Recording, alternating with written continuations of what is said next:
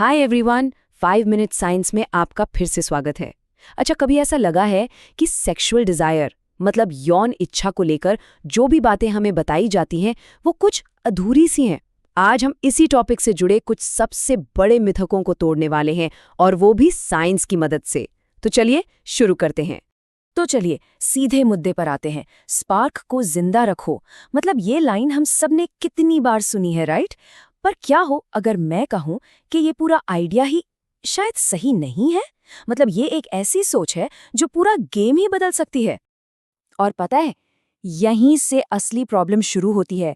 हमें लगता है कि डिजायर एक लाइटनिंग बोल्ट की तरह है, एकदम अचानक से, और जब ऐसा नहीं होता तो हम स्ट्रेस लेने लगते हैं। लेकिन असल कहानी इससे कहीं ज्यादा मजेदार है। तो ये रहा पहला बड़ा खुलासा। डिजायर का कोई एक सिंगल रास्ता नहीं होता। असल में इसके दो बिल्कुल अलग और हाँ, दोनों ही पूरी तरह से नॉर्मल रास्ते हैं। और ये बात समझना सच में एक गेम चेंजर हो सकता है। तो ये है वो दो तरह की डिजायर। पहली है स्पॉन्टेनियस डिजायर। ये है वो बिजली का कौंधना वाला टाइप, जैसा फिल्मों में देखते हैं, अचानक कोई ख्याल आया और बस हो गया। लेकिन फिर आती है रिस्पॉन्सिव डिजायर। ये धीमी आंच जैसी है। ये अचानक नहीं आती, बल्कि जब किसी को अच्छा महसूस होना शुरू होता है, उसके रिस्पॉन्स में धीरे धीरे बनती है। और ये समझना कि किसी की डिजायर रिस्पॉन्सिव हो सकती है, ये एक बहुत बड़ी राहत की बात है, क्योंकि दोनों ही, मैं फिर से कह रही हूँ, दोनों ही बिल्कुल नॉर्मल और हेल्दी हैं। तो इस बात को गांठ बांध लीजिए। आप में कोई प्रॉब्लम नहीं है। ये बस अपने सिस्टम को समझने जैसा है। ये जानना कि हम कैसे वायर्ड हैं, ये अपने आप में एक सुपर पावर है। ये हमें खुद को वैसे ही एक्सेप्ट करने की पावर देता है जैसे हम हैं। ओके, तो अब समझते हैं कि हमारा दिमाग ये सब मैनेज कैसे करता है। इसे ऐसे सोचिए कि हमारे दिमाग में एक कंट्रोल पैनल है, बिल्कुल एक कार की तरह, जिसमें एक एक्सेलरेटर है और एक ब्रेक भी। साइंटिस्ट इसे डुअल कंट्रोल मॉडल कहते हैं, और ये इस बात का सबसे बड़ा सबूत है कि सेक्स असल में बॉडी से कहीं ज्यादा दिमाग का खेल है। हमारे ब्रेन में एक गैस पेडल है जो कहता है गो फॉर इट, और एक ब्रेक पेडल है जो कहता है नॉट राइट नाउ।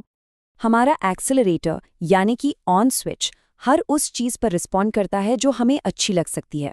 कुछ जो हम देखते हैं, कुछ सुनते हैं, कोई खास खुशबू, एक टच, या यहाँ तक कि हमारी अपनी इमेजिनेशन। ये सब चीजें हमारे गैस पेडल को प्रेस करती हैं। और फिर आते हैं ब्रेक्स, मतलब ऑफ स्विचेस। ये हर उस वजह पर ध्यान देते हैं कि अभी शायद सही समय नहीं है। और यहाँ पर है सबसे जरूरी बात। ज्यादातर डिजायर से जुड़ी प्रॉब्लम्स एक्सेलरेटर की कमी से नहीं, बल्कि ब्रेक्स पर बहुत ज्यादा प्रेशर होने की वजह से होती हैं, जैसे कि स्ट्रेस, बॉडी इमेज की चिंता, रिलेशनशिप की टेंशन, या बस आसपास का डिस्ट्रैक्शन। ये सब हमारे ब्रेक पेडल को दबाकर रखते हैं। तो फिर इसका हल क्या है? बहुत सिंपल।